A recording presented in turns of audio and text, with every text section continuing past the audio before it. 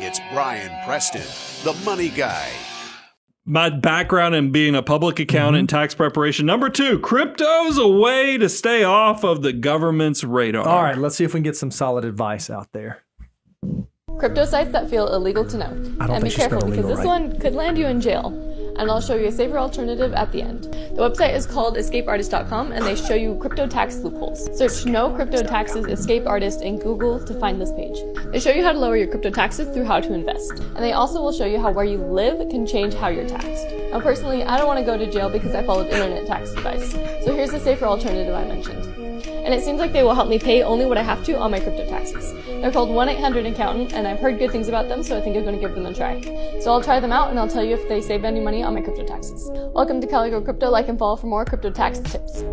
All right, so you're an accountant, Ryan. You got to write this down for me because the 1-800-ACCOUNTANT thing and the escapeartist.com thing, those do not seem like they're swimming in the same waters to me. What did I miss? I mean, first, let's go with the positive, and then I can give some thoughts towards Escape Artist. The 1-800-ACCOUNTANT, look, crypto is different. I mean, I don't know if you guys saw one of the proposals of Build Back Better was they were trying to fix, the government recognizes that there is a unique advantage with crypto right now is that normal investments like your index funds, your mutual funds, ETFs, stocks, they're subject to what's called wash sale rules. So if you sell something and take a loss on it, you actually have to sit on the sidelines for approximately a month before you can rebuy it.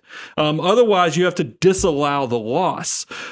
Cryptos are allowed to, you could take a loss in Bitcoin and pretty much rebuy it. And that way you have all this volatility that you can use because there's so much volatility, you might be able to offset some of your gains by locking in those losses over time. So there is definitely, I could see a 1-800-ACCOUNTANT being able to go in and all these people that are out there working in crypto, help them maximize some of these unique planning opportunities.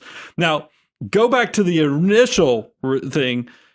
This gets a little scary to me. This is the gray zone where you're going to get yourself potentially thrown in jail or because remember, and I said this before, Al Capone was a mobster, but he went to jail for tax evasion. So there's something you need to definitely use as a teachable moment because escapeartist.com or whatever the website, I don't even know, they fall in that category as everything's deductible until you get caught. Because remember, this is the same thing. I got a lot of laughs out of our React video because I said the Wesley Snipes strategy. Yeah, remember, right. he had some advisor or somebody told him, said, you know what, there's this little quirky provision that citizens don't actually have to file taxes just not do it if you do it this special way. And even though he was in the peak of his success, he didn't pay any taxes. Government didn't like it, sent him to jail. So pay attention. Don't do those type of things. And I think we can even go, that's taxation. A lot of people will think crypto is outside of the government. It's decentralized, so you can, do all the things like Switzerland or the Cayman accounts, but in a much easier way through cryptos. I got to tell you, that has even been challenged. And we have some examples of that. Yeah, what we've seen is just recently, there's an article that came out that says Canada sanctions 34 crypto wallets tied to the Trucker Freedom Convoy. This is what the article said. The Ontario Provincial Police and Royal Canadian Mounted Police ordered all regulated financial firms to cease facilitating any transactions from these 34 crypto wallets. So the government very much did step in and get involved with cryptocurrency transactions. This is a mixed bag, by the way, because there were some providers that honored the Emergency Act or whatever and actually did freeze some wallets. There were others that basically gave the finger to the government. And that actually bodes well for the independent side of things, at least if you want to know you had protection or autonomy from governments and their proposals. But I think it even goes beyond what happened with the Canadian convoy protest is that, remember, this seems like as fast as everything moves, we had the whole hack of the pipeline, Colonial Pipeline, where the hackers wanted to be paid in cryptocurrency. They were paid in cryptocurrency because this was disabling a lot of the infrastructure. But lookity here, we found out the government was able to go in and essentially take the money back from the hackers.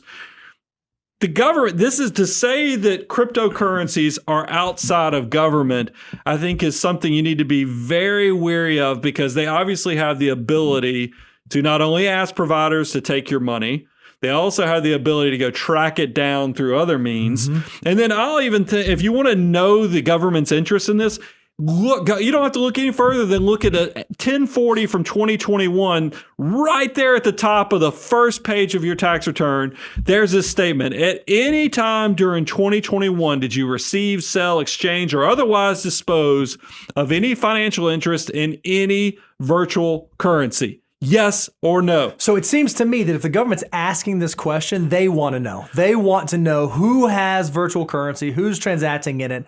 That does not sound to me like something staying off of their radar. So tell me, I mean, I totally can see how this plays out.